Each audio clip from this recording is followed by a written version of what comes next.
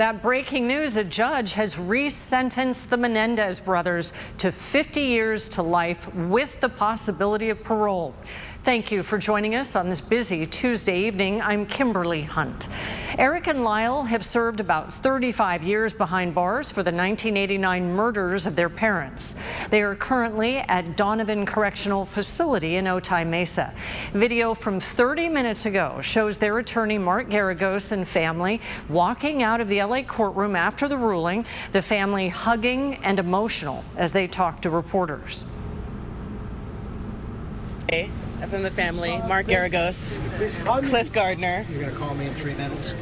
Thank you so much. You have brought hope to this family that we didn't see coming. I don't think he, who does nothing but post-conviction work, or me, who I hate doing post-conviction work, ever thought 2 years later we'd be standing here after 35 years with this wonderful family who I've grown to love like my own family. And now we see the pot at the end of the rainbow, so to speak, or their freedom. ABC 10 News reporter Austin Grabish has been covering this case extensively.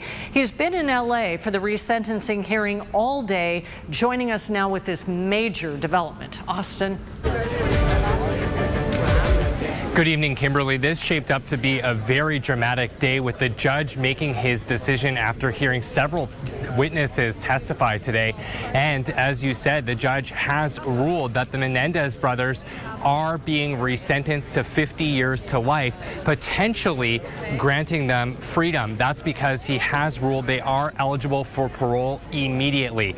Now, the judge and the courtroom heard from several witnesses today, including several relatives of Erik and Lyle Menendez, who spoke in favor of their release. The judge said he was blown away by how the men have rehabilitated themselves in prison over the years, but he also said he could not ignore how heinous the crimes were that they committed, keeping in mind they used shotguns from a store in San Diego to murder their parents in 1989. He said ultimately the decision will now go before the parole board and the governor to decide if the brothers should be free. I can tell you that when he made this decision, there was just such excitement from family members. Keep in mind, the judge could have decided to leave their sentence alone and keep them behind bars. Now they have a chance at freedom that family members tell me they never thought they would see. Now, a few minutes ago, Kimberly, I did try to speak to Erik's wife. She's been married to him for many years and was out here with her daughter. She had no comment, but I can tell you I did speak to